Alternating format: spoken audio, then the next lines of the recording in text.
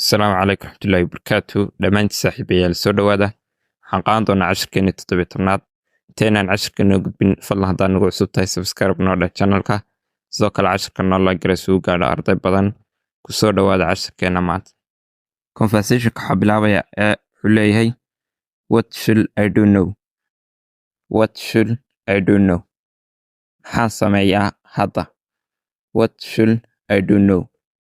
Maxaan sameeyaa hadda? B wuxuu leeyahay You should go to sleep now. You should go to sleep now. Waa inaad hadda seexataa.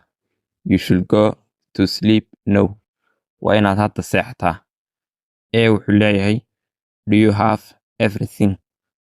Do you have everything? Ma haysataa wax kasta?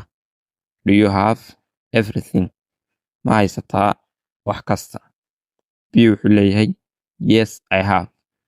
Yes, I have. Ha, waan haystaa. Yes, I have. Ha, waan haystaa. And A wuxuu leeyahay Do you like to travel? Do you like to travel? Ma jeceshahay inaad safartid? Do you like to travel? Ma jeceshahay inaad safartid? B wuxuu leeyahay Yes, I like to travel. Yes, I like to travel. Ha, waan jeclahay inaan safro.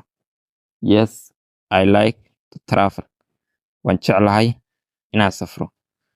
A wuxuu leeyahay Do you need this book? Do you need this book? Ma u baahan tahay buuggan?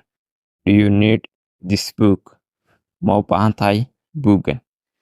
B wuxuu leeyahay Yes, I need. Yes, I need. Ha, waan u baahnahay. Yes, I need. Ha, waan u baahnahay.